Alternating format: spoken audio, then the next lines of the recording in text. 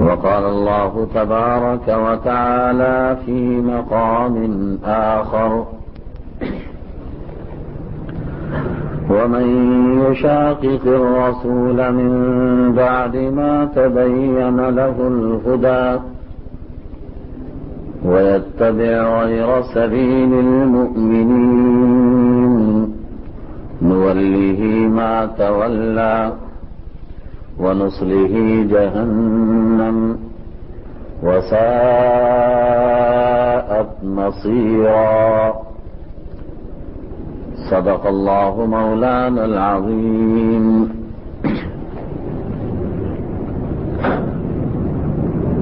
میرے عزیز بھائیو، محترم دوستوں اور بزرگوں، میں نے سورہ فاتحہ کی آخری 2 آیتیں بلکہ 3 آیتیں آیت نمبر 5، 6 اور 7 اور سورہ نساء کی ایک آیت نمبر 115 تلاوت کی ہے. ان آیات کا ترجمہ یہ ہے کہ ہمیں اے اللہ تو صراط مستقیم دکھا دے، ان لوگوں کا راستہ جس پر تو نے انعام فرمایا ہے،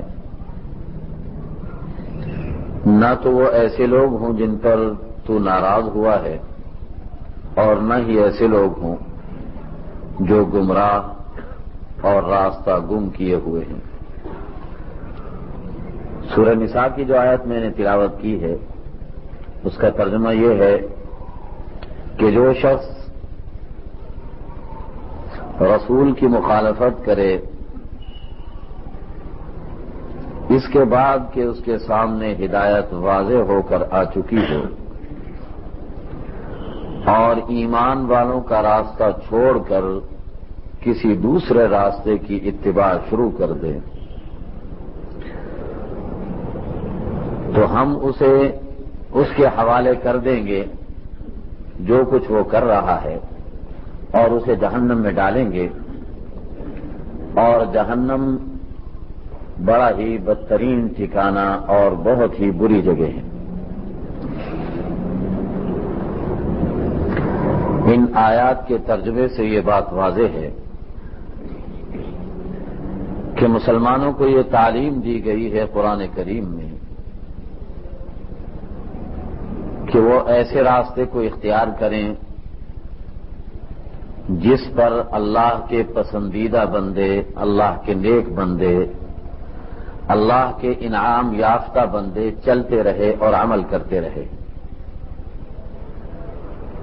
اور اس بات سے منع کیا گیا ہے کہ اللہ کے پسندیدہ بندوں اور اللہ کے نیک بندوں کا راستہ چھوڑ کر کسی دوسرے راستے کو اختیار کرنے کی کوشش کی جائے. قرآن کریم نے اس سے منع فرمایا ہے اور اس سے مسلمانوں کو بچنے کی تاکید فرمائی ہے.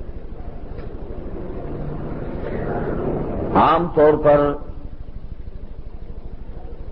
جب کوئی شخص دین کی طرف متوجہ ہوتا ہے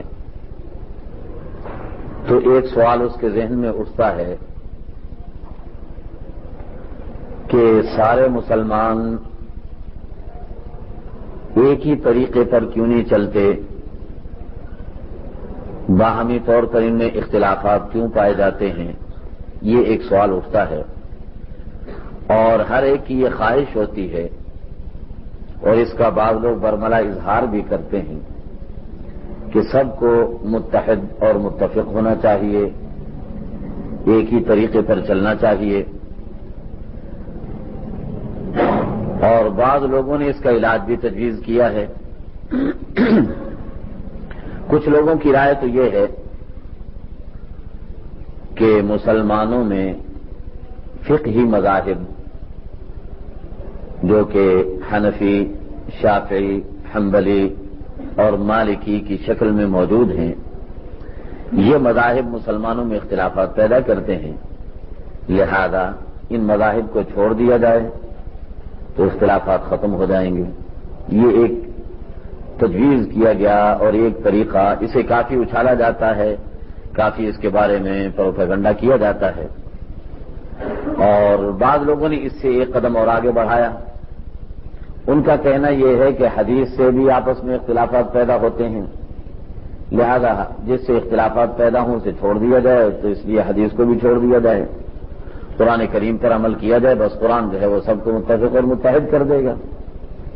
تو یہ دو علاج تجویز کیے گئے ہیں جو عام طور پر اس کا بہت پروپیگنڈا بھی کیا جاتا ہے اور اسے بہت اچھالا بھی جاتا ہے، اور دیکھا جائے تو سطحی نظر رکھنے والوں کے لیے یہ دونوں علاج بڑے ہی اپیل کرتے ہیں اور لوگ بڑے متاثر ہوتے ہیں کہ بھئی یہ تو بڑا اچھا طریقہ بتایا گیا ہے، ظاہر ہے کہ قرآن کریم پر چلا جائے وہ سب متفق اور متحد ہو جائیں گے، یا یہ ہے کہ قرآن و حدیث کو لیا جائے، فقہ کو چھوڑ دیا جائے، سب آپس میں متفق اور متحد ہو جائیں گے۔ تو میں اس سلسلے میں پہلی بات تو یاد کرنا چاہوں گا آپ حضرات سے کہ یہ یاد رکھیے کہ کوئی بھی مسلمان ایسا نہیں ہے جو آپس میں اختلافات پسند کرتا ہو یا یہ چاہتا ہو کہ مسلمانوں میں انتشار بڑھتا رہے، یا اس کی یہ خواہش ہو کہ میں اللہ کے نبی کا طریقہ چھوڑ دوں، اللہ کا طریقہ چھوڑ دوں، کسی اور کا طریقہ اپنا لوں اور مسلمان بھی رہوں۔ ایسا حقیقی معنی میں جس شخص میں ایمان پایا جاتا ہے، اسلام جس کے پاس موجود ہے، وہ اس قسم کی بات کا تصور بھی نہیں کر سکتا۔ اس بنا پر یہ سوچنا کہ جو لوگ فقہ کو چھوڑنے کی باتیں کرتے ہیں وہ اسلام کے بڑے مخلص ہیں، میں اس بات سے اتفاق نہیں کر سکتا، اس لیے کہ ان کا مطمع نظر مسلمانوں کو متفق کرنا نہیں بلکہ کچھ اور ہے، اور اس پر میں انشاءاللہ انہی آیات کی روشنی میں کچھ گفتگو کروں گا۔ اسی طرح سے جو لوگ یہ کہتے ہیں کہ حدیث کو چھوڑ دیا جائے، قرآن کو لے لیا جائے، قرآن ہم سب کو متفق کر دے گا، تو ان کا مطمع نظر کیا ہے، ان کا مقصود کیا ہے؟ وہ مسلمانوں میں اتحاد نہیں چاہتے اور سب کچھ چاہتے ہیں۔ ان کی اگر کوئی خواہش ہے تو یہ کہ مسلمان کبھی بھی ایک موضوع پر متحد نہ ہو، اس بنا پر وہ لوگ اس قسم کا پروپیگنڈا کرتے ہیں۔ اب بات عرض یہ کرنی ہے کہ کیا سب کی رائے ایک ہو جائے، اس بات کا نام اتفاق ہے کہ سب ایک ہی قسم کی سوچنے لگ جائیں اور بالکل ایک ہی لکیر پر سب چلتے چلے جائیں، کیا اس بات کا نام اتفاق ہے؟ جو نقطہ نظر پیش کیا جاتا ہے وہ یہ پیش کیا جاتا ہے کہ سب کو ایک ہی بات سوچنی چاہیے اور سب کو ایک ہی لکیر پر چلتے چلے جانا چاہیے، پھر تو ہوگا اتفاق، اور اگر اس میں تھوڑا سا اونچ نیچ ہوئی تو اسے ہم اختلاف قرار دے دیں گے اور اسے علیحدہ قرار دے دیا جائے گا۔ اس سلسلے میں اگر آپ غور کریں تو آپ اس نتیجے پر پہنچیں گے کہ اس وقت تو ہماری مجلس کے اندر ماشاءاللہ کافی لوگ موجود ہیں، لیکن اگر کوئی دو آدمی بھی ایک جگہ بیٹھے ہوئے ہوں اور آپ ان کے بارے میں یہ کہیں کہ ان دونوں کی ایک ہی سوچ ہونی چاہیے، تو میں سمجھتا ہوں کہ ایسا کبھی نہیں ہو سکتا۔ دو آدمی بھی اگر ایک جگہ بیٹھے ہیں تو ان کی ایک جیسی سوچ نہیں ہو سکتی، ان کی سوچ مختلف ہو، ایک ہی واقعے کو مختلف رنگ سے وہ دیکھیں گے، مختلف پیرائے میں دیکھیں گے، اس بنا پر واقعہ ایک ہی ہوگا لیکن دونوں کا اپنا اپنا نقطہ نظر ہوگا اور وہ اپنا اپنا نقطہ نظر پیش کریں گے۔ اس بنا پر یہ سوچنا کہ ایک ہوش و حواس رکھنے والا انسان دوسرے کی فکر کا پابند ہو جائے تو ایسا نہیں ہو سکتا۔ دوسری بات یہ ہے کہ اگر اللہ تعالیٰ یہی چاہتے کہ سب ایک ہی بات کو سوچیں تو اللہ تعالیٰ اس بات پر قادر تھے کہ سب انسانوں کے دماغ ایک ہی جیسے پیدا کر دیتے۔ جیسا کمپیوٹر اللہ نے میرے دماغ میں فٹ کیا، اللہ ایسا سب کے دماغوں میں لگا دیتے، سب کو ایک ہی بات ذہن میں آتی، دوسری آتی نا۔ اللہ اس بات پر قادر تھے نا، تو اللہ نے باوجود قدرت کے سب کے دماغ ایک جیسے نہیں رکھے، مختلف رکھے ہیں۔ اچھا، پھر یہ بھی ہو سکتا تھا کہ اللہ تعالیٰ قرآن کریم ایسا نازل فرماتے یا نبی کو ایسی تعلیمات دیتے کہ وہ ایسے الفاظ ادا فرمائیں کہ ان کا ایک سے زیادہ مطلب نکل ہی نہ سکے۔ بعض ایسے جملے ہوتے ہیں کہ ان کا ایک ہی مطلب نکلتا، دوسرا نکل ہی نہیں سکتا، تو قرآن کریم بھی ایسے الفاظ استعمال کرتا کہ ایک سے زیادہ مطلب کوئی نکال ہی نہ سکتا۔ ہم اگرچہ کمزور انسان ہونے کے اعتبار سے کمزور ہیں، ہم ہو سکتا ہمیں ایسا کلام کہنے میں دشواری ہو، لیکن اللہ تو قادر الکلام ہے نا، اللہ کے لیے تو کوئی مشکل نہیں۔ اللہ چاہتے تو ایسا قرآن کریم اتارتے کہ جس کا دوسرا مطلب نکلتا ہی نہ، اور اللہ چاہتے تو نبی سے ایسے الفاظ ادا کرواتے احادیث کی شکل میں کہ ان کا دوسرا مطلب نکل ہی نہ سکتا، ایک ہی مطلب نکلتا۔ دونوں باتیں اللہ کی قدرت میں تھی نا، ایک جیسا دماغ سب کے ذہنوں میں فٹ کر دیتے، سب کے سروں میں فٹ کر دیتے، وہ ایک ہی بات سوچتا دوسری بات سوچتا ہی نہ، یا کلام ایسا اتار دیتے تو اس کا مطلب ایک سے زیادہ نکل ہی نہ سکتا۔ لیکن اللہ نے یہ دونوں کام نہیں کیے۔ اس سے معلوم ہوا کہ جو لوگ یہ کہتے ہیں کہ سب کو ایک ہی سوچنا چاہیے اور ایک ہی لکیر پہ چلنا چاہیے، ان کی سوچ قدرت کے خلاف ہے، فطرت کے خلاف ہے، خلاف فطرت وہ سوچ رہے تھے۔ اور پھر ہم یہ پوچھتے ہیں کہ جن لوگوں نے یہ نعرہ دیا کہ فقہ کو چھوڑ دیا جائے تو ہم متحد ہو جائیں گے، میں ان سے پوچھتا ہوں وہ کتنے متحد ہیں؟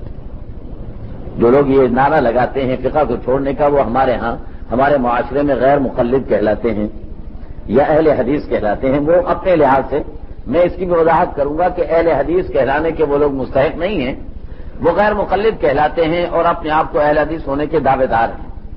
لیکن آپ مجھے بتائیے کیا وہ سارے کے سارے متفق ہیں؟ ان کو میں نے دیکھا ہے کہ بعض یہاں ہاتھ باندھتے ہیں یوں کر کے، بعض یوں کر کے ہاتھ باندھتے ہیں اور بعض یوں کر کے ہاتھ باندھتے ہیں۔ متفق تو وہ بھی نہیں ہے، سینے پہ ہاتھ تو باندھ رہے ہیں لیکن وہ ہاتھ باندھنے کے طریقے ان کے مختلف ہیں۔ دعویٰ ان کا یہ ہے کہ فقہ کو چھوڑ دیجئے متفق ہو جائیں گے، اور وہ متفق ہوئے نہیں۔ پھر ان میں نے دیکھا ہے کہ رکوع سے اٹھتے ہیں تو بعض ہاتھ باندھ کے کھڑے ہو جاتے ہیں رکوع سے اٹھ کر، اور بعض ہاتھ کھلے چھوڑے رہتے ہیں۔ اگر فقہ چھوڑنے سے متفق ہونے کی بات ہونی تھی تو پھر یہ متفق کیوں نہیں ہوئے؟ ان کے اندر اختلاف کیوں ہوا؟ جی پھر اس کے بعد میں نے دیکھا ہے کہ رکوع سے اٹھتے ہیں تو بعض ہاتھ اٹھاتے ہیں، بعض اور پھر چھوڑ دیتے ہیں، اور پھر جب سجدے میں جانے لگتے ہیں تو دوبارہ ہاتھ اٹھا کے سجدے میں جاتے ہیں، پھر سجدے سے اٹھتے ہیں پھر ہاتھ اٹھاتے ہیں، پھر سجدے میں جاتے ہیں پھر ہاتھ اٹھاتے ہیں۔ بعض کو میں نے دیکھا ہے کہ وہ تکبیر کہتے وقت ہاتھ اٹھاتے ہیں یا پھر رکوع میں جاتے وقت ہاتھ اٹھاتے ہیں اور بس، اس کے بعد نہیں اٹھاتے ہیں۔ تو ان میں یہ اختلاف کیوں پایا جا رہا ہے؟ اس سے معلوم یہ ہوا کہ فقہ چھوڑ کر رائے کو متفق کرنے کا جن لوگوں کا دعویٰ ہے، پہلی بات تو یہ ہے کہ ان کی بات ہی خلاف فطرت ہے۔ دوسری بات یہ ہے کہ عملی طور پر بھی یہ بات نظر آ رہی ہے کہ فقہ کو چھوڑنے کے باوجود وہ لوگ متحد نہیں ہوئے، بلکہ فقہ کو ماننے والوں سے زیادہ ان کے اندر اختلاف پایا جاتا ہے۔ ان کی ہر مسجد میں نیا طریقہ ہوگا، ہر امام اپنے انداز سے پڑھا رہا ہوگا، لہذا اگر ان کی 4 مسجدیں ہیں تو 4 قسم کے ان میں اختلافات ہوں گے، 5 مسجدیں تو 5 قسم کے اختلافات ہوں گے، پھر اس ایک ایک مسجد کے اندر بھی ان میں اختلافات پائے جاتے ہوں گے۔ اس سے معلوم ہوا کہ یہ کوئی متفق کرنے والی بات نہیں۔ اب ان لوگوں کی طرف آئیے ذرا جو یہ کہتے ہیں کہ حدیث کو بھی چھوڑ دیجئے، قرآن پر آ جائیے متفق ہو جائیں گے، تو انہیں بھی آپ دیکھ لیجئے، ان میں سے ہر ایک ماشاءاللہ اپنے آپ کو نبی سے بھی کچھ آگے سمجھتا ہے۔ قرآن کریم کی تفسیر کے نام پر وہ جتنے گل کھلاتے ہیں، اس نے تو امت کے اندر اتنا انتشار برپا کر دیا ہے کہ اتحاد نام کی کوئی چیز باقی ہی نہیں رہی، صرف ہر ایک مستقل الگ بات کر رہا ہے۔ حدیث نے تو کچھ پابند کیا ہوا تھا نا، حدیث کی جب پابندی ختم ہوئی تو وہ بالکل مادر پدر آزاد ہو گئے، جو چاہے کہنے لگ گئے، تو اتحاد تو ان کے اندر بھی نظر نہیں آتا۔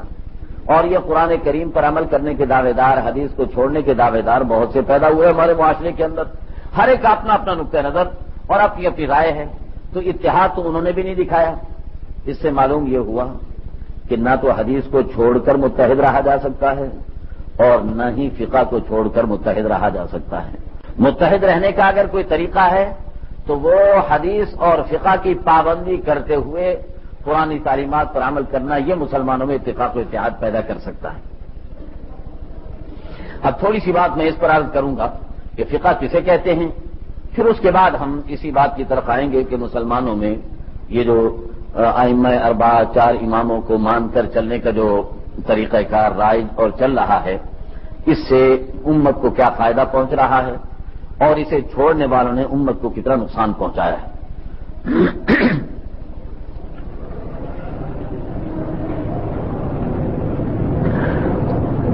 منکرین فقہ کا انکار کرنے والے جو لوگ ہیں، ان لوگوں کا نقطہ نظر یہ ہے کہ فقہ ایک ایسا لفظ ہے جسے اسلام نے پسند نہیں کیا۔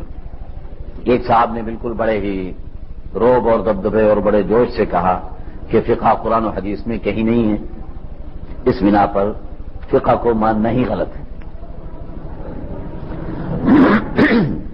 میں نے کہا قرآن کریم میں آتا ہے اچھا، انہوں نے ایک اور جملہ بھی کہا تھا، انہوں نے کہا کہ تم حنفی لوگ سب سے زیادہ خطرناک ہو،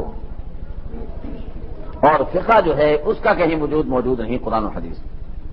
میں نے کہا قرآن کریم میں اللہ تعالیٰ فرماتے ہیں لَأَنْتُمْ أَشَدُّ رَهْبَةً فِي صُدُورِهِمْ مِنَ اللَّهِ ذَلِكَ بِأَنَّهُمْ قَوْمٌ لَا يَفْقَهُونَ. تم لوگ ان کے دلوں میں اللہ سے بھی زیادہ خطرناک نظر آتے ہو، تمہارا رعب ان کے دلوں میں اللہ سے بھی زیادہ ہے، اور اس کی وجہ یہ ہے کہ یہ لوگ لا یفقہون، فقہ نہیں جانتے. قرآن کریم کے الفاظ کیا ہے؟ ذالک بانہم قوم، یہ ایسی قوم ہے کہ لا یفقہون، فقہ نہیں جانتے. کہ لگے جی اس کا ترجمہ تو یہ ہے کہ لوگ سمجھتے نہیں ہیں. تو میں نے کہا عربی میں فقہ ہے، اردو میں اس کا ترجمہ سمجھنا ہے. تو عربی میں جب فقہ کا لفظ عربی میں استعمال کیا گیا ہے، آپ اسے اردو میں اگر ترجمہ کر لیتے ہیں تو اس کی وجہ سے یہ تو اس کا مطلب نہیں نکلے گا کہ قرآن کریم میں یہ لفظ موجود نہیں ہے. میں جب آپ کو لا یفقہون کہہ رہا ہوں، ایک جاہل سے جاہل آدمی سے پوچھے تو وہ بھی کہے گا کہ یہاں فقہ کا لفظ اس کے اندر موجود ہے. اس سے ایک تو یہ معلوم ہو گیا کہ فقہ کو قرآن کریم نے استعمال کیا ہے، فقہ کا لفظ قرآن کریم میں موجود ہے. اور دوسرا یہ بھی معلوم ہو گیا کہ فقہ کے منکر وہی ہوں گے جن کے پاس اللہ نے جن کو فقہ عطا ہی نہیں کی ہو، جن کے پاس فقہ موجود ہی نہیں ہے سرے سے، وہی فقہ کے منکر ہو سکتے ہیں. اور دوسری بات اس سے یہ بھی معلوم ہوئی کہ جو لوگ ہمیں زیادہ اسلام کے لیے خطرناک سمجھتے ہیں، ان کی وجہ کیا ہے ہمیں خطرناک سمجھنے کی؟ قرآن کریم نے یہود مدینہ کے لیے، ان میں جو یہود مدینہ میں سے جو منافقین بن گئے تھے، ان کے لیے قرآن کریم نے یہ آیت نازل فرمائی تھی کہ لَأَنْتُمْ أَشَدُّ رَهْبَةً فِي صُدُورِهِمْ مِنَ اللَّهِ ذَلِكَ بِأَنَّهُمْ قَوْمٌ لَا يَفْقَهُونَ. کہ تم لوگ ان کے دلوں میں اللہ سے بھی زیادہ ڈراؤنے ہو، تمہارا رعب اور دبدبا اللہ سے بھی زیادہ ان کے اوپر قائم ہے، اور اس کی وجہ یہ ہے کہ لوگوں کے اندر فقہ کا مادہ نہیں پایا جاتا. پھر نبی کریم صلی اللہ علیہ وسلم کا فرمان ہے، حضرت معاویہ رضی اللہ تعالیٰ عنہ اس روایت کے راوی ہیں، اور یہ روایت بخاری اور مسلم شریف کے اندر موجود ہے. حضور اکرم صلی اللہ علیہ وسلم نے ارشاد فرمایا کہ من یرید اللہ بہ خیرا یفقہہ فی الدین. جس شخص کے ساتھ اللہ بھلائی کرنے کا ارادہ فرما لیں تو اسے دین کی فقہ عطا فرما دیتے ہیں. یفقہہ فی الدین، اسے دین کی فقہ عطا فرما دیتے ہیں. تو اس سے معلوم یہ ہوا کہ جس شخص کو فقہ نصیب ہوئی، یا جو شخص فقہ کا ماننے والا ہے، اللہ نے اس کے ساتھ کیا ارادہ کیا ہے؟ جی ذرا زور سے کہیے. اللہ نے اس کے ساتھ بھلائی کا ارادہ فرما رکھا، خیر کا ارادہ فرما رکھا. اور اگر کسی کو فقہ نصیب نہیں، یا کوئی شخص فقہ کا منکر ہے، فقہ کو نہیں مانتا، تو اللہ کو اس کے ساتھ بھلائی اور خیر کا ارادہ بھی نہیں ہے. ایسا انسان خیر اور بھلائی سے محروم ہے.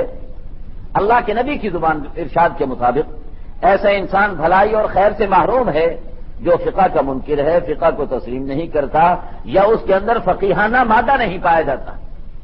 من یرید اللہ بہ خیرا یفقہہ فی الدین. جس شخص کے ساتھ اللہ خیر کا ارادہ فرما لیں تو اسے اللہ دین کا فقہ نصیب فرما دیتے ہیں، یعنی دین کی سمجھ نصیب فرما دیتے ہیں. یہ مسلمانوں کی خوبی اور کمال ہے کہ اللہ نے مسلمانوں میں ایسے علماء کرام عطا فرمائے کہ انہوں نے قرآن و حدیث کو سامنے رکھ کر کے مسائل کا استنباط فرمایا، قرآن و حدیث کی تشریحات فرمائی. قانون تو قرآن و حدیث کی شکل میں ہمارے پاس موجود ہے. اس قانون کی وضاحت کے اندر اختلافات ہو سکتے ہیں.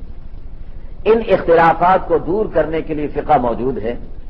جس طریقے پر عدالتوں کے اندر ملک کا ایک قانون بنا ہوا ہوتا ہے، لیکن کوئی جج جب ایک قانون کی تشریح کر دیتا ہے تو اسے پی ایل ڈی کے اندر شامل کر دیا جاتا ہے، اور آئندہ کے لیے وہ سند بن جاتا ہے کہ فلاں جج نے اس قانون کی یہ تشریح کی ہے، لہذا یہ والی تشریح معتبر ہوگی اور اسے آئندہ کے لیے بنیاد بنایا جائے گا. تو اسی طریقے پر قرآن و حدیث کے جو قوانین ہیں، ان کی تشریح اور وضاحت جن علماء کرام نے کی وہ فقہاء کرام کہلاتے ہیں. ان لوگوں نے قرآن و حدیث سے مسائل کا استنباط کیا اور مسائل کو یکجا کر کے لکھ دیا اور محفوظ فرما دیا. اس کی میں ایک مثال آپ حضرات کو دیتا ہوں. ایک صاحب گزرے ہیں، حال ہی میں ہمارے ایک بزرگ کا انتقال ہوا ہے، حضرت مولانا محمد امین صاحب رحمۃ اللہ تعالی علیہ. انہیں اللہ نے اس موضوع پر بڑی دسترس عطا فرمائی تھی. خود بھی پہلے غیر مقلد تھے، بعد میں انہوں نے جب قرآن و حدیث میں غور کیا تو غیر مقلدیت سے تائب ہو کر انہوں نے امام ابو حنیفہ رحمۃ اللہ علیہ کے طرز پر حنفیت کو اپنایا، اور پھر اس موضوع پر انہوں نے ماشاءاللہ اپنے دور کے اندر انتہائی کمال حاصل کیا. ان کے دور میں ان کے سامنے کسی غیر مقلد کو گفتگو کرنے کی جرت نہیں ہوتی تھی. یہ ایک ایسا موضوع ہے کہ ہم نے خود عملی طور پر بھی اسے دیکھا ہے. باہر صورت مولانا کا ایک دفعہ گفتگو ایک صاحب سے ہوئی، وہ بھی ایسی شخصیت تھے کہ ان کے بارے میں یہ کہا جاتا تھا کہ دنیا کے اندر غیر مقلدوں کے سب سے بڑے عالم. ان کے بارے میں یہ کہا جاتا تھا کہ دنیا میں غیر مقلدوں کے سب سے بڑے عالم ہیں. ان سے گفتگو ہو رہی تھی، اور گفتگو اس بات پہ ہو رہی تھی، مولانا کا فرمانا یہ تھا کہ قرآن و حدیث پر براہ راست ہر انسان عمل نہیں کر سکتا. ہم اپنی کم علمی کی وجہ سے مجبور ہیں کہ علماء سے رابطہ کریں اور علماء کی تشریحات کو لے کر اس کے مطابق اپنی زندگی کو ڈھالیں اور دین پر اس کے مطابق عمل کریں. ان کا اصرار یہ تھا کہ نہیں، ہر شخص کر سکتا ہے، کوئی مشکل نہیں ہے. تو مولانا نے فرمایا کہ اچھی بات ہے، اگر ہر شخص یہ کام کر سکتا ہے کہ قرآن و حدیث کو سامنے رکھ کر عمل کرے، تو آپ کے غیر مقلدوں میں سے کسی ایک حاجی کو آپ میرے سامنے کھڑا کر دیجئے، میں اس سے کچھ باتیں پوچھتا ہوں حج کے موضوع پر. ظاہر اس نے جب حج کیا ہے تو اسے قرآن و حدیث کی وہ تمام آیتیں اور وہ تمام روایتیں معلوم ہوں گی، وہ مجھے بتائے گا اور میں اس سے پوچھوں گا. تو انہوں نے سمجھ لیا، دیکھ لیا کہ یہ سوال بڑا چبھتا ہوا اور بڑا مشکل ہے، اس پر عمل نہیں ہو سکتا. تو کہنے لگے کہ بھئی حج تو زندگی میں ایک دفعہ کیا جاتا ہے، ہر انسان کو کہاں یاد رہتا ہے. جب حج کیا تھا انہیں معلوم ہوں گی آیتیں، بعد میں بھول گئے تو اب تھوڑی وہ آپ کو بتا سکتے ہیں. تو مولانا تو ان سے زیادہ حاضر جواب تھے. مولانا نے فرمایا کہ نماز تو دن میں 5 دفعہ پڑھتے ہیں، تو کسی ایک بندے کو کھڑا کر دیجیے آپ، کسی غیر مقلد کو جو دن میں 5 دفعہ نماز پڑھتا ہے. میں اس سے نماز کے بارے میں کچھ سوالات کروں گا اور میں دیکھوں گا کہ وہ آپ سے پوچھ کر کے عمل کرتا ہے یا اللہ کے نبی کی حدیثیں اسے یاد ہیں. آپ ذرا ایک بندے کو کھڑا کر دیجئے، میں اسے دیکھتا ہوں کہ وہ خود عمل کر رہا ہے یا آپ سے پوچھ کے عمل کر رہا ہے. تو کہنے لگے کہ یہ ہم سے پوچھتے ہیں. فوراً انہوں نے پھر وہی بات اٹھا کے لیا کہ ہم سے پوچھتے ہیں. تو مولانا نے فرمایا کہ میرا اور آپ کا یہی اختلاف ہے، آپ کہتے ہو کہ آپ سے پوچھ کر کے چلیں، میں کہتا ہوں کہ حضرت امام ابو حنیفہ سے پوچھ کر کے چلیں. امام ابو حنیفہ حضور صلی اللہ علیہ وسلم کے ایک واسطے سے شاگرد ہیں، بیچ میں صحابی کا واسطہ، اس کے بعد حضور صلی اللہ علیہ وسلم کی ذات گرامی. میں کہتا ہوں ان سے پوچھو جو حضور صلی اللہ علیہ وسلم کے ایک واسطے سے شاگرد ہے. تم کہتے ہو کہ 1400 سال کے بعد میں آیا ہوں، مجھ سے پوچھ کر کے چلو. یہ فرق ہے میرا اور آپ کا. فقہ یہ کہتی ہے کہ وہاں ذرا قریب پہنچیے اللہ کے نبی کے، اور آپ اللہ کے نبی سے اتنے فاصلے پر لے جا کر کے لوگوں کو کھڑا کر رہے ہیں. پھر اس کے بعد مولانا نے فرمایا کہ آپ ایسا کریں کہ ہمیں آپ حدیث شریف سے نماز کے فرائض بتا دیں کہ نماز کے اتنے فرض ہیں. کیوں نہیں، کتنے فرض ہیں نماز کے؟ 13 فرض ہیں. تو یہ دکھا دیں ہمیں، حدیث میں لکھا ہوا کہ نماز کے 13 فرض ہیں اور یہ ہیں، یہ ہمیں دکھا دیں. تو ان صاحب نے کہا کہ میرے پاس یہاں ساری کتابیں تو نہیں رکھی ہوئی، تو کتابیں چاہیے، اس کے لیے پورا کتب خانہ چاہیے. مولانا نے فرمایا کہ آپ کے پاس تو نہیں ہے، لیکن میں لے کے آیا ہوں ساتھ، یہ پوری میں نے اپنے سامنے رکھی ہوئی ہیں. آپ کتاب کا نام لیجئے، میں آپ کو اٹھا کر کے دیتا ہوں، آپ اس میں سے نکال کے دکھا دیجئے. تو انہوں نے کہا کہ یہ کوئی ایک دم سے تھوڑی آ جاتا ہے، 13 فرض سیکھنے کے لیے آپ کو میرے پاس 13 سال میری شاگردی کرنی پڑے گی. تو مولانا نے فرمایا کہ اگر 13 فرض حدیث سے سیکھنے کے لیے مجھے 13 سال آپ کی شاگردی کرنی پڑتی ہے، تو ذرا مجھے یہ بتائیے کہ پورا دین سیکھنے کے لیے مجھے آپ کے پاس کتنے سال رہنا پڑے گا؟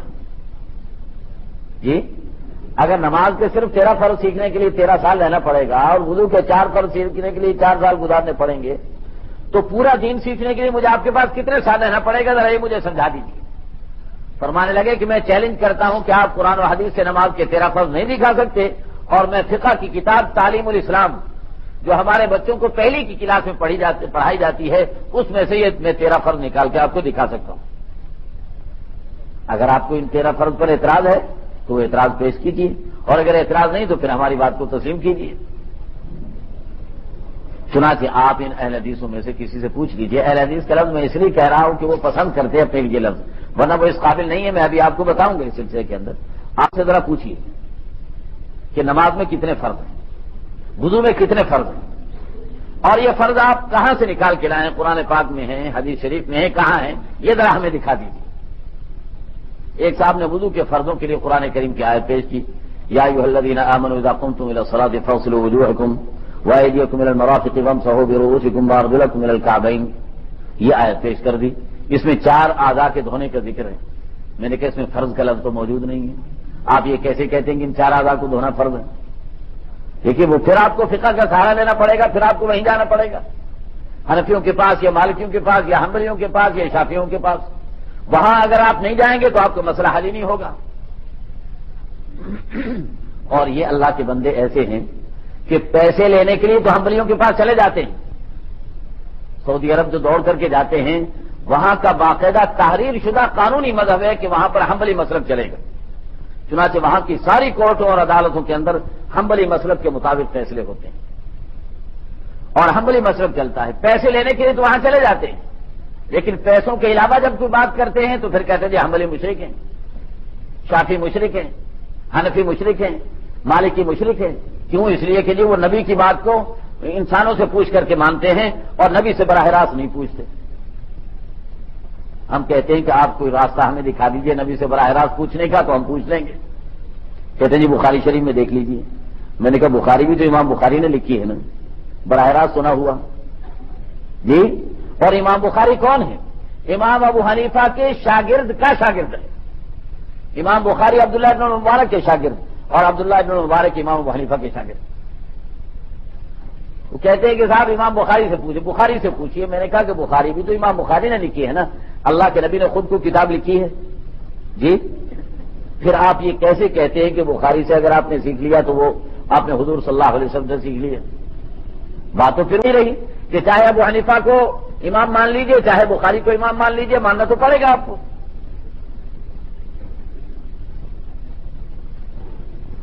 تو میں نے آپ سے یہ عرض کیا ہے کہ یہ یاد رکھیے کہ قرآن و حدیث پر عمل کرنے کے لیے اس کے علاوہ کوئی دوسرا راستہ ہمارے پاس نہیں ہے کہ ہم فقہائے کرام کی خدمت میں حاضری دیں اور فقہائے کرام سے قرآن و حدیث کے معنی اور مفاہیم کو سمجھیں اور سیکھیں اور اس کے مطابق عمل کریں. قرآن کریم کی جو میں نے آیتیں پڑھی ان کے اندر بھی اللہ نے اسی بات کی طرف متوجہ فرمایا ہے. اللہ تعالیٰ فرماتے ہیں اہدنا الصراط المستقیم. آپ اللہ سے کہیے کہ اے اللہ ہمیں صراط مستقیم دکھا دیجیے. اتنی بات کافی تھی، لیکن آگے کہا کہ صراط الذین انعمت علیہم، ان لوگوں کا راستہ جن پر اللہ تیرا انعام ہوا ہے. یہ کون ہے جن پر اللہ کا انعام ہوا؟ اولئک الذین انعم اللہ علیہم من النبیین والصدیقین والشہداء والصالحین. یہ ہیں وہ بندے جن پر اللہ کا انعام ہوا ہے. انبیاء علیہم السلام ہیں، شہداء کرام ہیں، صدیقین ہیں، صالحین ہیں. یہ 4 قسم کے افراد ہیں جن پر اللہ کا انعام نازل ہوا. تو اللہ نے کہا کہ ان کا راستہ اختیار کیجئے. یہ 4 قسم کے جو افراد ہیں، انعام یافتہ جو افراد ہیں، ان کے راستے کو اختیار کر کے ان کے طریقے پر چلیے. تو صراط مستقیم تو کافی تھا، لیکن یہ آگے جو وضاحت کی ہے یہ اس بات کو بتانے کے لیے یہ وضاحت ہے کہ آپ اس کے بغیر آپ کے پاس کوئی چارہ کار نہیں ہے کہ ان 4 قسم کے افراد کا آپ کو اپنے آپ کو پابند بنانا پڑے گا. اگر آپ اپنے طور پر چاہیں گے کہ صاحب میں اپنے طور پر سمجھ سکتا ہوں، کر سکتا ہوں، تو میں کہتا ہوں کہ آپ اپنے طور پر نہ تو آپ کے پاس قرآن کریم ہے، نہ آپ کے پاس احادیث طیبہ ہے. احادیث طیبہ کے لیے ائمہ حدیث سے آپ کو رجوع کرنا پڑے گا، بات پھر وہیں آ جائے گی. اور قرآن کریم کے لیے ائمہ قرآن سے آپ کو رجوع کرنا پڑے گا، بات پھر وہیں آ جائے گی. نبی سے براہ راست تو صرف صحابہ کرام نے حاصل کیا ہے، ان کے علاوہ کوئی نہیں ہے. تو در حقیقت یہ غیر مقلدیت کی جو تحریک ہے یہ لوگوں کو اسلام سے ہٹانے کی تحریک ہے. یہ اصل میں ہاتھ پکڑ کر لے کے چلتے ہیں اور ایسی جگہ پر لے جا کر کے کھڑا کر دیتے ہیں جہاں آگے ان کے منہ میں زبان نہیں رہ جاتی. یہ کہہ نہیں سکتے، آگے بول نہیں سکتے. جب یہ کہتے ہیں کہ براہ راست حضور صلی اللہ علیہ وسلم سے سیکھیے اور قرآن و حدیث ہمیں یہ براہ راست دے نہیں سکتے، درمیان میں ان حضرات کا واسطہ ہوگا، تو اس کا مطلب یہ ہے کہ بندے کو اس بات پر تیار کر دیتے ہیں کہ وہ سوچتے سوچتے جب پہنچے گا تو یہاں پہنچ جائے گا کہ صحابہ کرام کے علاوہ کوئی اور ایسا انسان ہے نہیں جسے قرآن و حدیث اللہ کے نبی سے براہ راست ملا ہو. لہذا صحابہ کرام کے بعد کوئی مسلمان ہو ہی نہیں سکتا، نعوذ باللہ ثم نعوذ باللہ. تو غیر مقلدیت کا جو اعلان ہے اس کا مطلب یہی ہے کہ لوگوں کو یہ باور کرایا جائے، لوگوں کو اس بات پہ لایا جائے ان کے جو آگے ان کی جو مزید ترقی یافتہ قسم ہے وہ تو صحابہ کرام سے بھی لوگوں کو آزاد کرا دیتی. ان کا تو کہنا یہ ہے کہ صحابہ کرام سے بھی دین نہیں مل سکتا، ان کی جو اگلی موڈیفائڈ فارم جو آگے آئے گی. لیکن ان کی صورتحال یہ ہے کہ یہ صحابہ کرام پہ لے جا کے کھڑا کرتے ہیں، اور ہر انسان عقل مند سوچ سکتا ہے کہ جب بیچ میں واسطہ آ گیا تو پھر اللہ کے نبی کی بات تو نہ رہی، اب میں کہاں جاؤں. تو در حقیقت یہ تحریک لوگوں کو دین سے ہٹانے کی اور دین سے بیزار کرنے کی تحریک ہے کہ لوگوں کو دین سے ہٹایا جائے، اسلام سے دور کیا جائے.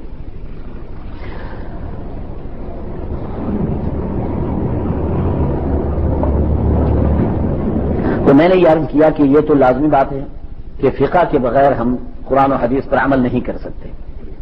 اب فقہ چاہے ان کی اپنی ہو اور چاہے امام ابو حنیفہ، امام مالک، امام شافعی اور امام احمد بن حنبل کی ہو، فقہ لازمی ہے. اور مجھے دکتور محمد عوامہ بڑے اچھے عالم ہیں شام کے، سعودیہ میں رہتے ہیں، ان سے ملاقات بھی ہماری کئی مرتبہ ہوئی.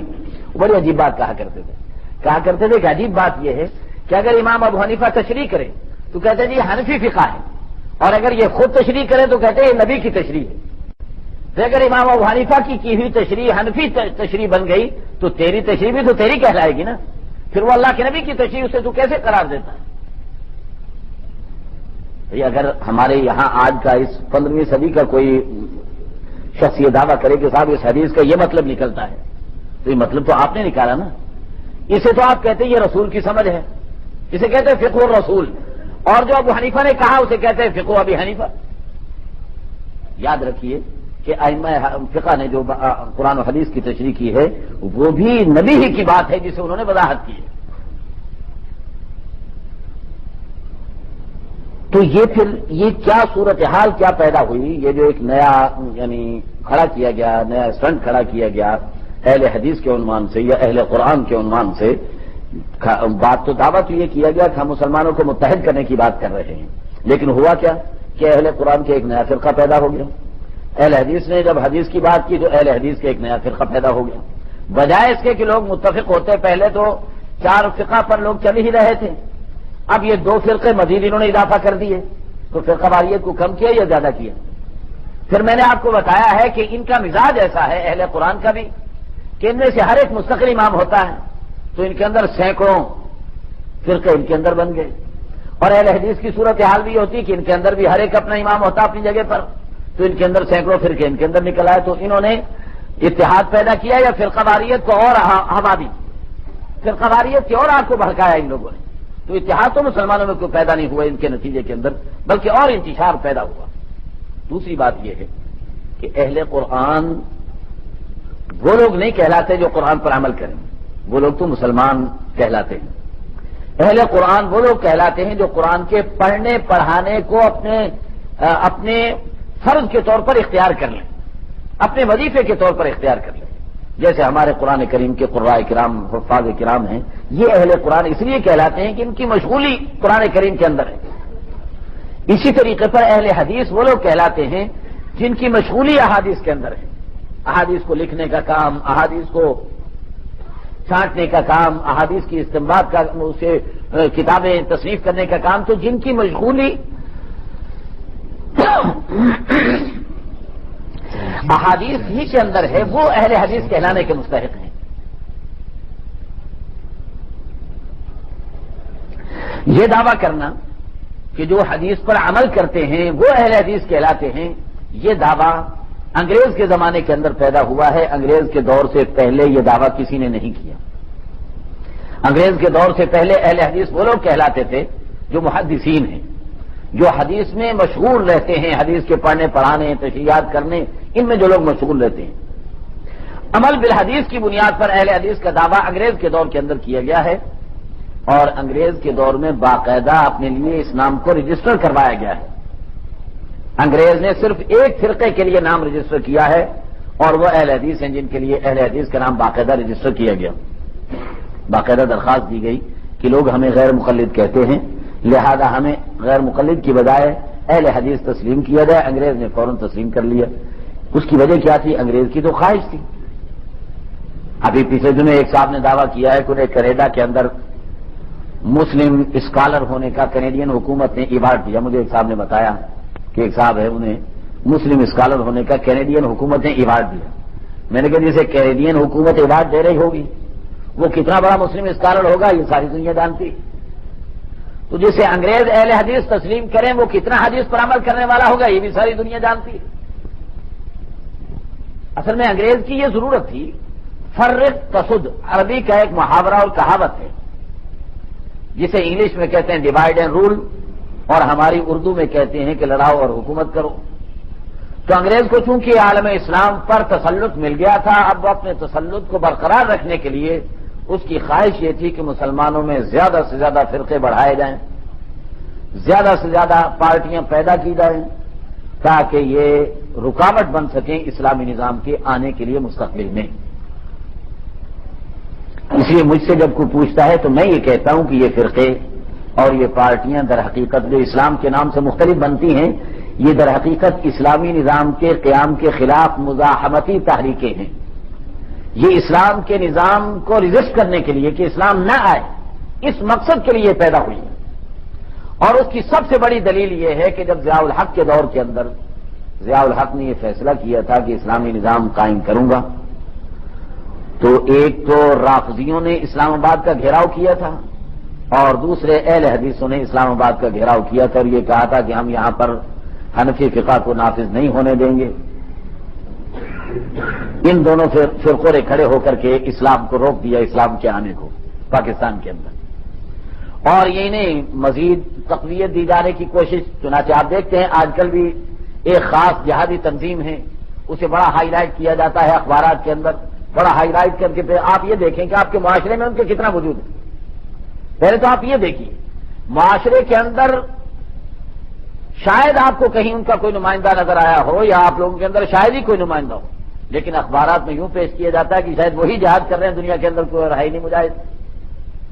تو یہ جو انہیں اتنا زیادہ کیا جا رہا ہے تو اس کا بھی ایک مقصد ہے کہ ان لوگوں کو اتنا قوی کر دیا جائے تاکہ جو مجاہدین کتاب و سنت کی روشنی میں کام کر رہے ہیں ان کے لیے انہیں پاؤں کی بیڑی بنایا جا سکے, ان کے لیے انہیں رکاوٹ کے طور پر استعمال کیا جا سکے.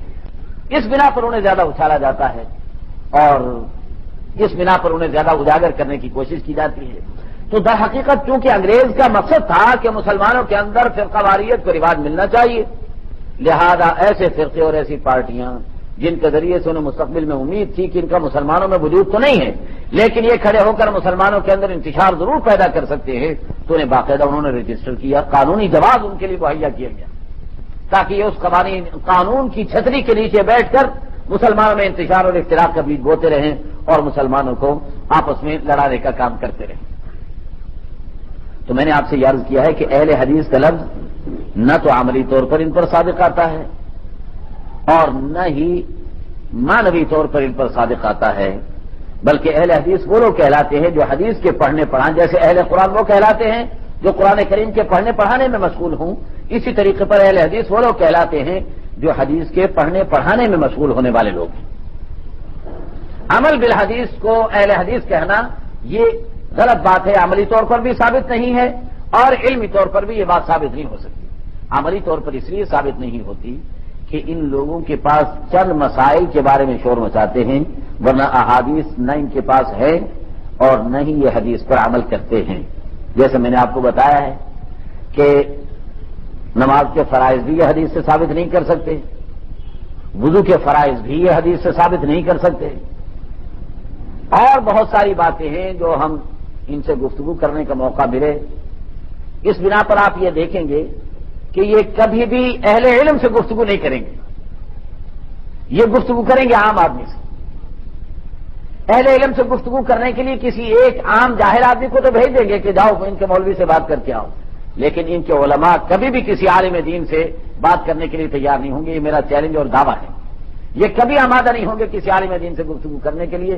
اس کی وجہ کیا ہے کہ وہاں کھڑے ہو کر ان کا چونکہ کچا چکا کھل جاتا ہے, اس بنا پر وہاں بات نہیں کریں گے. عام لوگوں سے بات کرنے کے لیے ہمیشہ آمادہ اور تیار رہیں گے.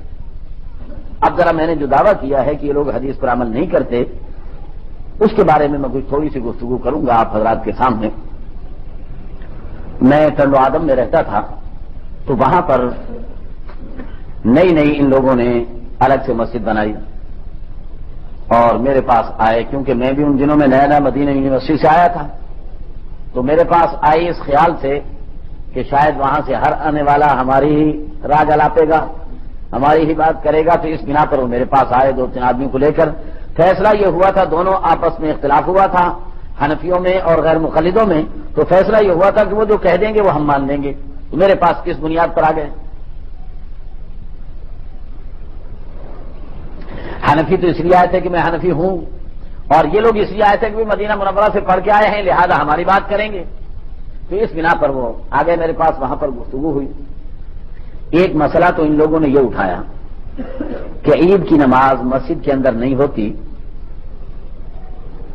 شہر سے باہر ہونی چاہیے، یہ مسئلہ انہوں نے اٹھایا، کیونکہ حدیث شریف کے اندر یہ آتا ہے کہ اللہ کے نبی علیہ الصلوۃ والسلام عید کی نماز مدینہ منورہ سے باہر جا کر کے پڑھا کرتے تھے، یہ انہوں نے مسئلہ اٹھایا۔ میں نے کہا کہ پہلی بات تو یہ ہے کہ حضور اکرم صلی اللہ علیہ وسلم کے زمانے میں مدینہ منورہ سے باہر جا کر جو عید کی نماز پڑھی جاتی تھی تو اس کی چند وجوہات تھیں۔ ان میں سب سے بڑی وجہ یہ تھی کہ غیر مسلموں پر مسلمانوں کی تعداد کا روب ڈالنا مقصود تھا، کیونکہ مسلمان بہت تھوڑے تھے اور روز بروز بڑھتے جا رہے تھے، لہذا سب کو باہر نکالا جاتا تھا تاکہ باہر نکلے تو کافر دیکھ دیکھ کر کے دہلے اور ان پر مسلمانوں کا روب قائم ہو، اس بنا پر سب کو باہر نکالا جاتا تھا۔ اور اس کی دلیل یہ ہے کہ اللہ کے نبی نے عورتوں کو بھی حکم دے رکھا تھا کہ عورتیں بھی باہر نکل کے آئیں، حتیٰ کہ اللہ کے نبی نے فرمایا تھا کہ جن عورتوں نے نماز نہیں پڑھنی، ماہواری کے ایام میں ہیں، وہ بھی باہر آئیں، وہ بھی آ کر مسلمانوں کی تکثیر ثواب کا ذریعہ بنے، مسلمانوں کی تعداد میں اضافے کا ذریعہ بنے، لہذا وہ بھی باہر نکل کر کے آئیں۔ تو میں نے کہا کہ آپ اگر مسجد شہر سے باہر نماز پڑھ رہے ہیں عید کی، تو کیا آپ کی عورتیں بھی شہر سے باہر جائیں گی؟ کہنے لگے جی اصل میں بات یہ ہے کہ ہمارے پاس ابھی تک پردے کا انتظام نہیں ہے، اس بنا پر ہم باہر نہیں لے کے جا سکتے۔ تو میں نے کہا کہ اللہ کے نبی نے پردے کا انتظام کیا تھا، اب وہ تھوڑی دیر کے لیے سکتے میں آ گئے اور پھر مجبور ہو گئے کہنے پر کہ اللہ کے نبی نے تو کوئی پردے کا انتظام نہیں کیا تھا۔ عورتیں پیچھے کھڑی ہوتی تھی، مرد آگے کھڑے ہوتے تھے، نماز بھی اسی طرح ہوتی تھی۔ یا تو یہ غیر مقلد اپنی مسجدوں میں یہ عمل کر کے دکھائیں کہ آگے مردوں کی صف ہو، پیچھے بچوں کی صف ہو، پھر پیچھے عورتوں کی صف ہو، اس طرح کر کے دکھائیں۔ یہ گیلریاں الگ بناتے ہیں، باپردہ جگہ الگ بناتے ہیں، یہ کون سی حدیث سے ثابت ہے؟ کہنے لگے کہ صاحب وہ ہمارے پاس چونکہ پردے کا انتظام نہیں، اس لیے ہم عورتوں کو نہیں لے جا سکتے۔ تو میں نے کہا پہلی تو آپ نے یہ حدیث کی خلاف ورزی کر لی، حدیث میں تو نہیں آتا، آپ نے یہ اپنی طرف سے بنایا، یا تو فقہ کا سہارا لیجیے تو پھر آئیے امام ابو حنیفہ کی خدمت میں، اور اگر فقہ کا سہارا نہیں لیتے تو مان لیجیے کہ آپ حدیث کے خلاف جا رہے ہیں۔ پہلی بات تو یہ۔ دوسری بات یہ کہ میں نے کہا چلیے آپ کنڈو آدم میں تو لوگوں کو شہر سے باہر لے جا کے نماز پڑھا دیں گے، لیکن مجھے یہ بتائیے کہ کراچی میں اگر شہر سے باہر عید کی نماز پڑھنے کا پروگرام بنایا جائے گا تو اس کے لیے آپ اس حدیث پر عمل کرنے کے مجھے کیا راستہ بتاتے ہیں؟ کراچی والوں کے بارے میں ہم یہ فیصلہ کرتے ہیں کہ کراچی والے سنت کے مطابق شہر سے باہر جا کر کے عید کی نماز پڑھیں۔ کہنے لگے بڑے عید گراؤنڈ میں، بڑے میدان کے، میں نے کہا بڑا میدان بڑا گراؤنڈ کہاں سے آیا؟ حدیث میں اللہ کے نبی مدینے سے باہر نکل کے انہوں نے نماز پڑھی، لہذا کراچی والوں کو بھی شہر سے باہر نکل کے نماز پڑھنی ہوگی، یہ تب سنت کے مطابق ہوگی۔ اور اگر کہیں بڑے گراؤنڈ کے اندر بڑے کھیل کے میدان میں جا کے پڑھ رہے ہیں تو وہ سنت کے مطابق نہیں کہلائے گی، سنت کے مطابق تب بنے گی جب شہر سے باہر نکلے۔ لہذا اگر کراچی والوں کے لیے فیصلہ کیا جائے کہ شہر سے باہر نکل کر کے عید کی نماز ادا کریں تو میرا خیال ہے کہ 27 تاریخ کو انہیں روانگی شروع کرنی ہوگی، کیونکہ حدیث شریف میں یہ بھی آتا ہے کہ عید کی نماز پڑھنے کے لیے پیدل جانا چاہیے، اللہ کے نبی پیدل جایا کرتے تھے۔ تو پیدل جانے کے لیے کیا ہوگا کہ سوراب گوڑ سے باہر انتظام کیا جائے اور لانڈی کورنگی والوں کو بتایا جائے جی، اور لیاری والوں کو بتایا جائے، وہ وہاں سے پیدل جو چلنا شروع ہوں گے تو 27 سے بھی میرا خیال ہے بات نہیں بنے گی، کیونکہ بچوں کو ساتھ لے کے نکلنا ہے، چھوٹے بچے بھی ساتھ ہوں گے، عورتیں بھی ساتھ ہوں گی، پیدل چلنا ہے۔ تو وہ وہاں سے جب چلیں گے تو وہ آخری عشرہ اسی کام میں لگ جائے گا جانے میں، اور پھر وہاں عید کی نماز ادا کی جائے گی اور پھر 10 شوال کو انشاءاللہ واپس گھروں کو پہنچیں گے۔ تو اس کے لیے میں نے کہا اس کا کوئی حل بتائیے تاکہ اس پر عمل درآمد کیا جا سکے، یا تو آئیے فقہ کے دامن میں آ کے پناہ لیجیے اور فقہ آپ کو راستہ دکھائے گی، اور اگر فقہ کے دامن میں آپ پناہ نہیں لیتے اور براہ راست حدیث پر عمل کرنا چاہتے تو پھر مجھے اس کا حل بتا دیجیے۔ اب وہ بغلیں جھانک رہے ہیں، ادھر ادھر دیکھ رہے ہیں۔ پھر میں نے کہا کہ آپ نے جہاں انتظام کیا ہے شہر سے باہر، اللہ کے نبی نے 100 میٹر باہر نکل کے پڑھی اور آپ تو 200 میٹر چلے جاتے ہیں، تو آپ بھی تو حدیث کے خلاف چلے گئے، اللہ کے نبی کے خلاف تو آپ نے بھی عمل کر لیا، تو یہ تو حدیث پر عمل نہ ہوا۔ اب ان کے پاس کوئی جواب نہیں تھا سوائے خاموشی اختیار کرنے کی. پھر انہوں نے دوسرا مسئلہ اٹھایا. یہ جو میں بات عرض کر رہا ہوں آپ کو سمجھ میں آ رہی ہے. پھر دوسرا مسئلہ اٹھا. کہنے لگے کہ صاحب آپ عقیقہ کرتے ہیں اور عقیقے کے اندر آپ گائے میں 7 حصے کرتے ہیں اور یہ جائز نہیں ہے. میں نے کہا صاحب کیوں جائز نہیں ہے؟ کہنے لگے اس لیے جائز نہیں ہے کہ حدیث شریف میں ہی نہیں آتا کہ گائے میں 7 حصے ہو سکتے ہوں. میں نے کہا کیوں، کیا آتا ہے حدیث شریف کے اندر؟ کہنے لگے حدیث میں تو آتا ہے کہ جان کے بدلے جان، لہذا جان کے بدلے پوری جان دینی ہوگی. تو میں نے کہا کہ یہ حدیث آپ مجھے کہیں دکھا دیں گے؟ کسی حدیث کی کتاب میں مجھے دکھا دیں، حدیث صحیح ہو، مرفوع ہو. مرفوع کا مطلب یہ ہوتا ہے کہ اللہ کے نبی سے ہم تک درمیان میں کوئی ایسا بیچ میں توڑ اس کے اندر نہ ہو، کوئی کڑی ٹوٹی نہ ہو. مرفوع حدیث ہو، صحیح ہو اور غیر معارض ہو کہ اس سے کوئی دوسری حدیث ٹکراتی نہ ہو. ایسی مجھے کوئی حدیث دکھا دیجیے جس کے اندر یہ بات آتی ہو کہ جان کے بدلے جان دینی ہے. ایسی کوئی حدیث مجھے دکھا دیجیے. کہنے لگے نہیں آتی ایسی کوئی حدیث. میں نے کہا نہیں آتی. تو کہنے لگے ٹھیک ہے پھر ہم آپ پھر کہنے لگے آپ گائے کے اندر یہ 7 حصے کس طرح کرتے ہیں؟ میں نے کہا ہم تو قربانی پر قیاس کرتے ہیں کہ قربانی میں کیونکہ 7 حصے جائز ہیں لہذا عقیقے کے اندر بھی 7 حصے جائز ہیں. ہم تو وہی سیدھی بات ہے قربانی پر قیاس کر کے اور فقہ کی مدد لیتے ہیں اور یہ کہتے ہیں کہ عقیقے کے 7 حصے ایک جانور کے کیے جا سکتے ہیں گائے میں اور اونٹ میں. تو وہ صاحب کہنے لگے جی ہم تو نہیں مانتے. تو میں نے کہا پھر آپ یہ مانتے ہیں کہ جان کے بدلے جان پوری گائے؟ کہنے لگے ہاں. میں نے کہا اچھا آپ مجھے یہ دکھا دیجئے کہ گائے میں اللہ کے نبی نے عقیقہ کیا ہو یا یہ بتایا ہو کہ گائے میں عقیقہ جائز ہے یا اللہ کے نبی نے فرمایا ہو. مجھے تو ایسی حدیث دکھا دیجیے. اب وہ سناٹے میں آ گئے کیونکہ انہیں یہ بات معلوم ہی نہیں تھی، مسئلہ معلوم نہیں تھا. تو آخر وہ مجھ سے پوچھنے لگے کیوں جی کوئی حدیث نہیں آتی گائے کی عقیقے کی؟ میں نے کہا بالکل نہیں آتی. تو کہنے لگے پھر ہم گائے کا عقیقہ مانتے ہی نہیں. میں نے کہا چلیے ٹھیک ہے بھائی ان کا اصول ضابطہ ہے کہ حدیث پر چلنا ہے. میں نے کہا ٹھیک ہے آگے بڑھیے. اونٹ کا عقیقہ کہنے لگے وہ بھی نہیں مانتے. تو انہوں نے اونٹ اور گائے دونوں کے عقیقے سے انکار کر دیا. اب آئے نیچے، اب بکری رہ گئی جی. تو حدیث شریف میں جو لفظ تھا وہ حدیث شریف کا جو لفظ ہے اس کا ترجمہ بنتا تھا مینڈھا، جو وہ لے کے آئے تھے حدیث شریف سامنے. مختلف حدیثیں ہیں تو اس کا ترجمہ بنتا تھا مینڈھا. تو میں نے ان سے یہ پوچھا کہ مینڈے کی جگہ اگر کوئی بکری کر دے تو اس کے بارے میں آپ کو کیا رائے ہے؟ یہ دیکھیے نا حدیث میں تو پھر مینڈا ہی ہونا چاہیے نا. جب حدیث میں اللہ کے نبی نے حضرات حسنین کے لیے 2 مینڈے کیے ان کے عقیقے میں تو پھر مینڈا ہی ہونا چاہیے. تو وہ کہنے لگے جی تو ایک ہی بات ہے. میں نے کہا ایک ہی بات ہے، آپ منڈی میں جا کر کے مینڈے کا سودا کریں اور وہ آپ کے ہاتھ میں بکری تھما دے تو آپ لے کے آ جائیں گے؟ کہنے لگا ایسا تو نہیں ہو سکتا. میں نے کہا جب ایسا نہیں ہو سکتا تو پھر ایک ہی بات بھی نہیں ہو سکتی. تو کہنے لگے پھر؟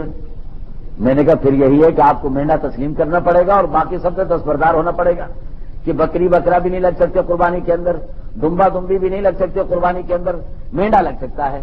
کہنے لگے چلیے صاحب ہم نہ بکری کو مانتے ہیں نہ دمبے کو مانتے، ہم مینڈے کو مانتے ہیں. میں نے کہا چلیے اب مینڈے پر بھی ابھی تھوڑی سی بات کرنی باقی ہے. میں نے کہا حدیث شریف میں مینڈے کا لفظ کبش آتا ہے تو مینڈے کا لفظ آتا ہے حدیث شریف کے اندر. تو جب کبش کا لفظ مینڈے کا آتا ہے تو مجھے بتائیے کہ اگر بھیڑ کسی نے کر دی عقیقے کے اندر تو اس کے بارے میں آپ کیا کہتے ہیں؟ اب وہ بھی ایک ایسے سناٹے میں کہنے لگے صاحب اتنی تفصیل تو ہمارے مولوی نے ہمیں بتائی نہیں تھی. تو میں نے کہا اگر آپ کے مولوی نے نہیں بتائی تھی تو میں آپ کو بتا رہا ہوں اور آپ کو حدیث دکھا رہا ہوں. اب آپ کو اپنے ضابطے کے مطابق اس حدیث پر عمل کرنا ہے.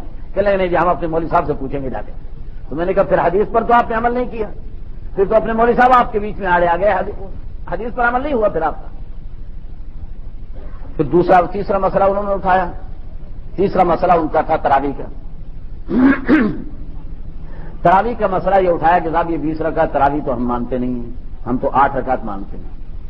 میں نے کہا کہ آپ ایسا کیجئے کہ مجھے حدیث شریف کے اندر 8 رکعت کے ساتھ تراویح کا لفظ، یہ ذرا توجہ کیجئے اس بات پر، 8 رکعت کے ساتھ تراویح کا لفظ مجھے دکھا دیجیے حدیث شریف کے اندر تو میں آپ کی بات کو تسلیم کر لوں گا.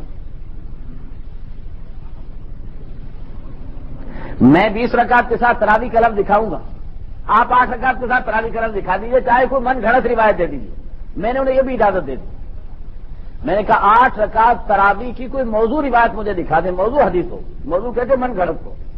کوئی موضوع روایت دکھا دیں جس میں 8 رکعت کے ساتھ تراویح کا لفظ موجود ہو. کہنے لگے جی ایسی تو کوئی حدیث نہیں آتی. تو میں نے کہا جب ایسی کوئی حدیث نہیں آتی تو پھر 8 رکعت تراویح پر آپ اصرار کیسے کرتے ہیں؟ دوسری بات میں نے کہا 8 تراویح چلیے آپ پڑھتے ہیں، آپ مجھے بتائیے کہ پورا رمضان اللہ کے نبی نے عشاء کی نماز کے بعد 8 رکعت تراویح کی جماعت کرائی ہو، یہ مجھے کہیں دکھا دیجیے. انہوں نے تسلیم کیا کہ یہ بھی نہیں آتا کہیں کہ اللہ کے نبی نے پورا رمضان 8 رکعت تراویح کی جماعت کرائی. تو میں نے کہا کہ پھر آپ 8 رکعت تراویح کی پورا رمضان جماعت کراتے ہیں، یہ بدعت نہیں؟ اس بدعت کا بھی مسئلہ حل کیجیے. بس اس کا بھی ان کے پاس کوئی جواب نہیں تھا. پھر آئے جناب یہ صف بندی کی طرف، یہ ٹخنے ملانا اور کندھے ملانا. بعض کو تو میں نے دیکھا ماشاءاللہ، میں نے خود دیکھا، وہ میرے برابر کھڑا تھا اور یوں میری ٹانگ میں ٹانگ ڈال کے کھینچ رہا تھا. نماز کے اندر ٹانگ کے اندر ٹانگ ڈال کے کھینچ رہا تھا. محمد مسجد نبوی کے اندر کھڑے ہوئے اس اللہ کے بندے نے اتنا پریشان کیا.